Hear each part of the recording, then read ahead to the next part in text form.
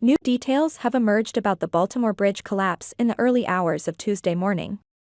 National Transportation Safety Board Chairperson Jennifer Homendy announced during a press conference on Wednesday night that today is really the first full investigative day on scene.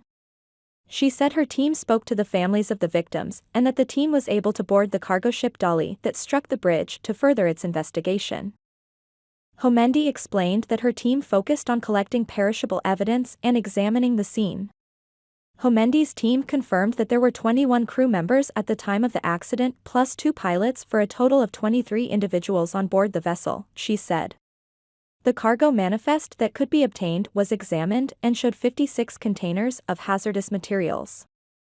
That's 764 tons of hazardous materials, mostly corrosives, flammables, and some miscellaneous hazardous materials, Class 9 hazardous materials, which would include lithium-ion batteries, she added. Some of the hazmat containers were breached, added Homendy. She added that multiple teams have been on the scene and looked at the damage, pier protection, some of the damage to the containers, and certainly the bridge structure. Investigator in charge Marcel Muse said that voyage data recorder information showed the vessel traveling at about 8 miles per hour by the time there were sounds consistent with the collision of the bridge. Homendy said the bridge was in satisfactory condition, noting that it was last inspected in May 2023 and her team would look over the previous report. Calling it a fracture-critical bridge, she added that it did not have redundancy. She explained that the scene is a massive undertaking for an investigation that requires a lot of information and analysis. Homendy estimated that the investigation could take 12 to 24 months, and a preliminary report could be released within the next few weeks. Homendy said that the authorities are aware of the hazardous material spilled in the water, which she said created a sheen on the surface. Contents from the damaged containers were also on board the boat. She directed any questions about the dangers of the materials and cleanup to local authorities.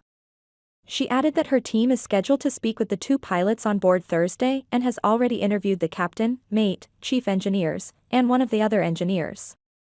The Dali lost power shortly before it crashed into the Baltimore Bridge, prompting crew members to issue a Mayday call, Maryland Governor Wes Moore said at a press conference on Tuesday. Moments later, at around 1:30 a.m. local time, the collision occurred and the 1.6-mile bridge fell into the Patapsco River. The advance warning allowed officials to stop the flow of traffic so that more cars were not on the bridge at the time of the crash and collapse, Moore said. Never miss a story. Sign up for People's free daily newsletter to stay up to date on the best of what People has to offer, from celebrity news to compelling human interest stories. Meanwhile, recovery efforts remain ongoing for the 6 construction workers who entered the water after the collapse, who are all presumed dead.